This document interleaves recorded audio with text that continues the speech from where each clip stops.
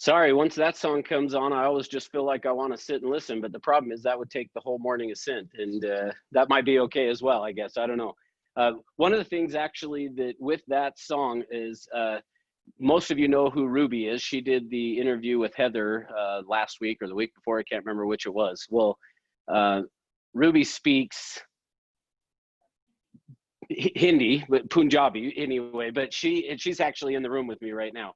I had her actually interpret what the lady is saying and explaining what she was talking about. It's really kind of cool. So we ought to have probably just one morning Ascent where we just play the song and Ruby sits and just explains what's being said, because it was actually really pretty cool to hear about all of those things. So anyway, thanks for being here with me. Thanks for those who threw in some gratitudes in the chat box.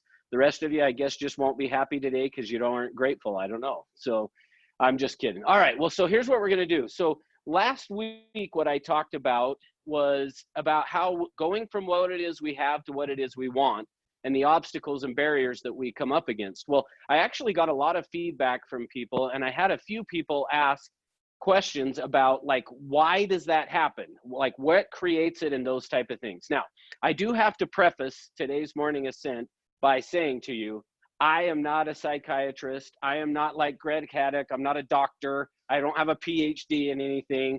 I did stay at a Holiday Inn though one time, not recently, but so, and I guess actually here's my qualifications for what I'm going to talk to you today about is my daughter-in-law just finished med school, graduated just a few, month or two ago, and she starts today as a resident working towards psychiatry. So that qualifies me, I feel like, to talk about psychiatry, is because my daughter-in-law, whom I'm very proud of, has finished med school and is going to become a psychiatrist. Therefore, I could talk about psychiatry. All right, so here's what we're going to do. So because I know there's probably a person or two that was not on last week as I talked about this, I'm going to quickly just do a real quick reminder of what we talked about. So as we go from what it is we have to what it is we want, so I'm going to call this point A, and this is point B. So hopefully you guys can see enough. I tried to pull my computer close enough that you can see. But as we go from what it is we have, which is point A here, to what it is we want, we come up against these barriers here. And barriers are toll booths in life. So they demand payment, they extract a price. So if you'll just keep in mind, as you go from what it is you have to what it is you want, the reason we don't just wake up one day and go, I'm going to go out and make $1 million today and then have it just happen. Now, occasionally that does happen, that people will do it. And if that does happen, it's just because there were no obstacles or barriers there. For the rest of us, that when we wake up and say, I'm going to do X, it could be lose weight, it could be make money, improve a relationship. I don't care what it is. It doesn't matter. But as we go from what it is we have to what it is we want, we are going to run up against these barriers. At the barriers, we're forced to make a decision. Now, I talked about that sometimes these are obstacles or barriers. And this is the piece that I was asked to explain a little bit more about. So that's what I'm going to do today for you guys, is explaining where does this come from? Why is it so difficult? Why can't we just say, I'm going to go do this and then automatically go do it? How come there has to be these obstacles or barriers? Now, again, obstacles are outside of us. The barriers are in here. And so that's really what I'm going to talk about. And at the end of the day, even the obstacles, meaning that, again, I always use the example of it's raining or it's too hot or whatever. I can't go do it because, and then you fill in the blank, something that is exterior from you. Really, even though that's an obstacle because it's exterior, there's a barrier that's inside, meaning you could go out and knock on doors still if it's hot. You could go out and knock on doors even though there's a coronavirus. Like, you can do that. People might get mad at you, that's true, but recognize you could still do it. And so when we don't do what we said we were going to do, it is because we have some barrier that is going on in here. And so what I want to talk to you today about is where that comes from, what creates it. Now, the reason of doing that, the reason why I want to talk about it and explain where it comes from and what creates it is so that you have the understanding of it. When you understand what creates the issue, what's going to happen is it allows you then to say, oh, I now get what's going on, and we can now get around it. In fact, one of the things that I will usually say about these obstacles or barriers, every time that you run into one, So as you go from what it is you have to what it is you want, and you run into an obstacle or a barrier, there is always a way over, around, or through. And in fact, with this piece, I like to refer to, and I got this from Jim Rohn, I heard him say this, it's the ant principle. If you think about when you've seen a line of ants heading to go get food, they go get it and they come back. And so you'll see the line going one direction and a line going the other direction. What would happen though if you placed a barrier in the middle of that line of ants? Now, if you've never done it, the next time you see them, go do this, because what will happen is they then immediately will figure out a way around that barrier that you create, and they will just keep going. And what they are doing is, ants are great because they are thinking winter all summer, and they think summer all winter, meaning all summer long, they're saying winter's coming. We got to go get the food. We got to go store the food. See, they are so focused on what their job is, and they are a great example for us. You drop a barrier in front of them, how long will they look for another way around it or through it? Until they find it. So just keep in mind, every time you have an obstacle or a barrier, there is always a way over, around, or even through. In fact, in some trainings, and I probably would do this if we were all together, but it would never work on Zoom. But sometimes what I will do is I will have somebody in a room like where we're in right here. I will say to them, hey, I want you to run through the wall. And I will come and tap the wall like this and say, come and run through the wall. And every now and then you'll get a guy that's a big guy. So I've got Ryan Metcalf in here. How tall are you, Ryan? He's 6'5" and weighs 240. Like he looks like a linebacker. Like he's ready to come kill me. Now, occasionally I'll say to somebody like him, hey, I want you to run through the wall. Well, these big tough guys will go, all right. And I've literally had 2 times people try to actually run through the wall. So I've quit. Whenever I do this in person, I don't ask the big guy like Ryan to do it. Instead, I'll ask Anna over here, who is a little bit smaller than what Ryan is. And I'll say to her, hey, I want you to run through the wall. And she'll say, I'm not going to run through the wall. And then I will say, I'll do it. And then what I do is I will go and have somebody open the door and I run through the wall. See, because isn't a door really actually just a hole in the wall? So why create a new one when there's already one there? See, so think of that in terms of these obstacles and barriers. As we have those that show up, there's always a doorway or a way over, around, or through if we have to. Well, there are times we will run through it. Now, so here's what I want to talk about is, where does this come from? So think of it this way. When you were born, sorry, I need to get the eraser here. When you were born, what happened was something like this. Is when you were born, what you were is okay. So what I'm going to create for you is basically a working model of what your brain or the mind looks like. Okay. So over here is what we have. Over here is what we want. So as we go from what it is we have to what it is we want, we are going to run up against these obstacles or these barriers. But what happened is when we were born is down here, we'll call this A prime here and this B prime over here. Okay.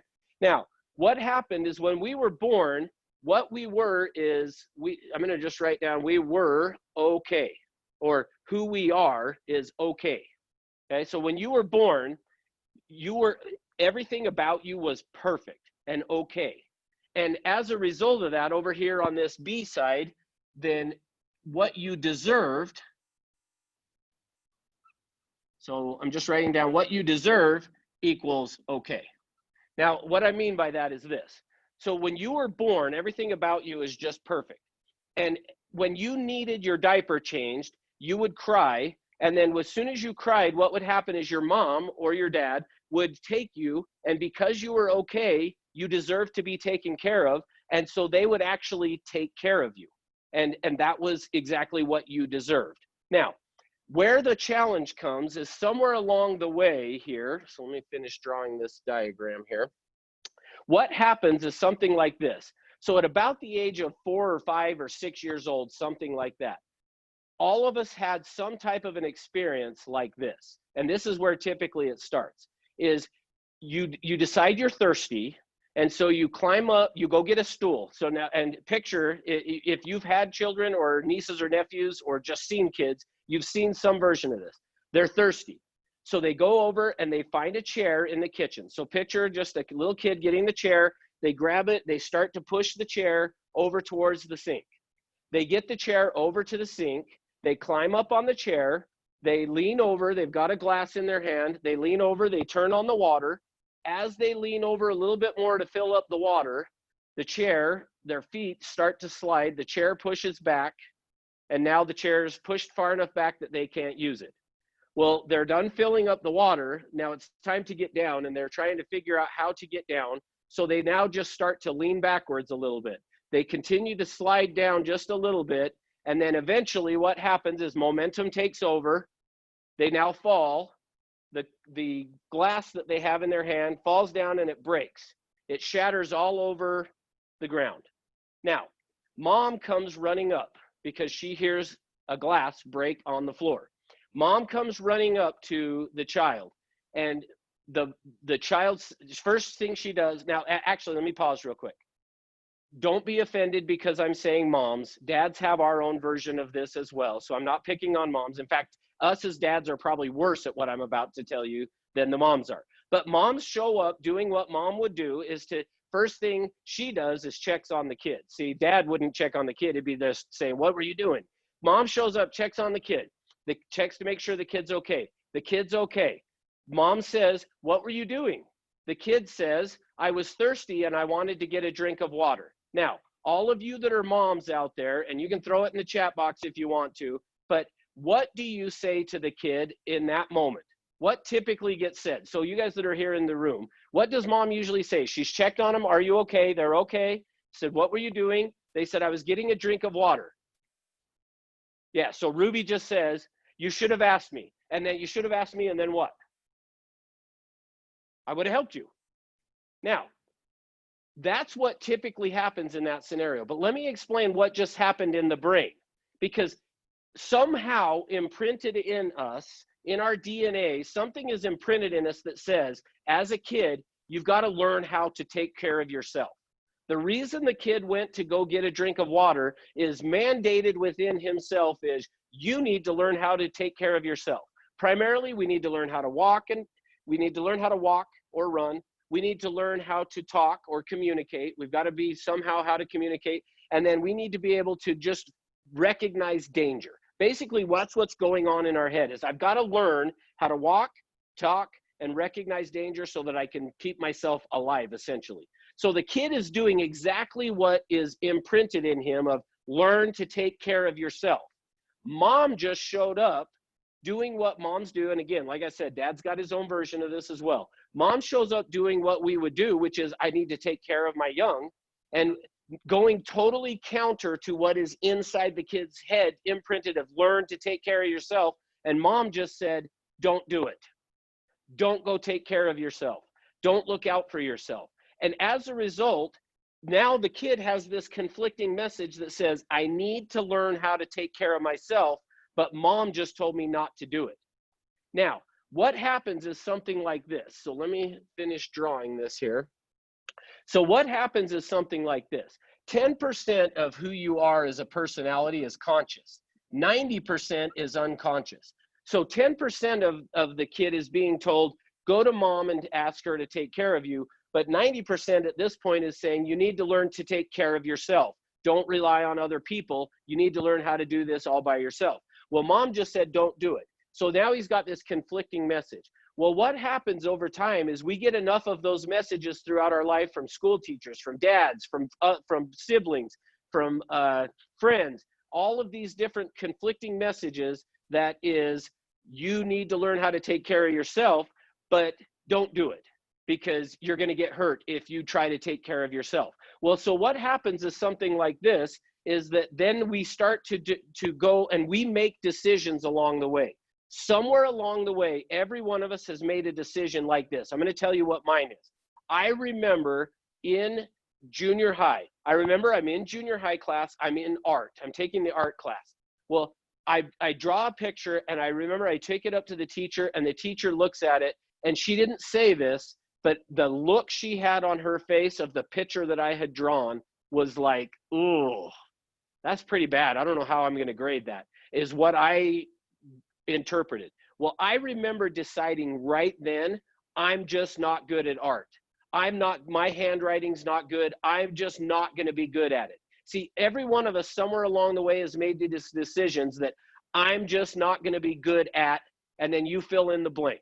Art, math, singing, dancing. Like, it doesn't matter what it is, but every one of us, and if you will tell yourself the truth, somewhere along the way, you made this decision, I'm just not good at, and then you fill in the blank. Well, that's not really true. See, what happens is around the time that we have the birth of the personality, meaning we get all these mixed messages and then we start to make these decisions. Somewhere around the age of 6. In fact, there used to be a commercial in Utah called Success by 6. If you remember that at all, those of you guys that are older, I guess I qualify as that now. In fact, actually, I got to tell you a side note, funny story real quick on that. So I coach baseball, my son's baseball team. 2 nights ago, we're at a game. We get done, and one of the players goes over and gives his grandparents a hug. One of the other kids says, hey, you're not supposed to be doing that. Well, one of the other kids on the team says, well, why is he not supposed to hug his grandparents? And the other kid on the team says, because with the coronavirus, they're the most likely ones to die. So you can't hug your grandparents. And then the kid that said it turns to me and says, sorry, coach. And I was like, what? Are you saying I'm old? You shouldn't hug me? So anyway, sorry, total side note, but apparently I'm old. So I can relate to, if you're my age or older, you remember the commercial Success by 6. Well, here's the point of that. By the age of about 6, we start to make all of these decisions. Now, part of those decisions, remember I said when you were born, what we were was okay? What happens is who we were becomes who we think we are. So down here becomes who I think I am. Now, notice what I'm saying, who I think I am. And who I think I am is not okay. See, what happens is we start to decide, we went from being who we were, which is okay, to who we think we are, which who we think we are is not okay. That's not true. It's just who we think we are. That's not who we are. Well, what also happens is what we deserve changes to what we don't deserve, which means because I'm not okay, I don't deserve those things anymore. Now, let me give you just this little bit here of give you an example of what this looks like. And we're going to use the example of losing weight. Any of you that have ever said, I need to lose some weight and have lost 20, 30 pounds and then put it back on again, I'm going to explain to you why you did it and what happened. And again, the whole purpose of this is to help you understand how to change this, because if you understand what is going on inside, you can stop and say, okay, I understand this is not real. It's just what my brain has made up for me. So this is what it looks like. So we're going to use this thing here called losing weight. Now notice that the word that we use, so we talk about the words we use. If I'm going to write up here, lose weight. Now, let me ask you something. We talk a lot about communication in this company. And the words that we use are 7% of communication. But that 7% is still very, very big. Because let me ask you this. Those of you who have lost weight, and I'm guilty of this as well, who have put on a bunch of weight, then you lost it, then you put it back on again. When you made that decision to do it, the words that you used is, I'm going to lose weight. Now, let me ask you a question. What happens when you lose your wallet? So you guys that are in the room, what happens if you lose your wallet? You go look for it until you find it. Guess what happens if you lose weight? Then you're going to have to go find it. See, if you want to change this stuff, the first place you got to change these struggles is in your language. Pay attention to the language that you use around it. Because if you say, I'm going to lose weight, guess what you're going to then also want to do after you lose it? Go find it. Because that's how our brain works. If I lose something, I need to go find it. All right, but we're going to use the example here of lose weight. So at the start of this, what you had was what? Yeah, well, I'm gonna call it really, I'm gonna be really rude. It was fat, right? You said, I'm fat, I need to lose weight. Then what do we do when we decide to lose weight is I need to go on a diet. I need to exercise. So we start to send these messages down into the unconscious. So every one of these is a message we're sending to the unconscious here of lose weight, go on a diet, eat healthier, exercise, do all of these things. These are all messages we're sending down into the unconscious. Well, now remember, the unconscious knows who it thinks it is, or it thinks it knows who it is, and it's decided, well, I'm not okay. And because I'm not okay, I don't deserve the same things I did when I was okay. So we start to say to ourselves, then our unconscious sends back these messages. And these messages are, hey, but that's not who you are. If you do this, if you lose this weight, now here's what it is for me. I'll tell you what mine is. So use mine example again. For me, every time, and I'm at this place right now, in fact, when I start to get skinny, notice I didn't say lose weight. When I start to get skinny, what happens is my pants start to get a little loose. Well, I hate shopping for clothes. And so one of these messages that comes back up for me is, you're going to have to go buy a whole bunch of new clothes. Well, I don't want to do that. Or you're going to have to go to take them in to get tailored, to get, well, I don't want to go through that hassle. See, all of those are messages that are coming back from the unconscious, stopping you from doing what you say you want to do. Now, notice what happens here. The further down the road you get, the louder the message from your unconscious comes. And what it's really saying is, who you think you are is not okay. And as a result, you don't deserve this anymore. So who you think you are is fat. Who you think you are down here then is fat. And what you deserve is to be fat. So notice you've got these three pieces working against the idea.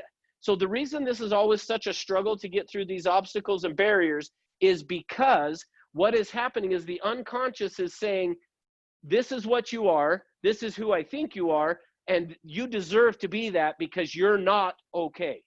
But that's not true. It's just who we think we are. And if we will stop and just recognize that, look, anytime you are trying to work towards something and you're not achieving it, stop and ask yourself, pull out your journal and start writing down, what are the reasons why I think I don't deserve this? Because as soon as you can do that, then what you've got to do is go back and change the story. See, going back to me again. Now, I almost, every time I'm going to draw something on the board, I will always start it with saying, look, guys, I am not an artist, so hopefully you understand what I'm doing.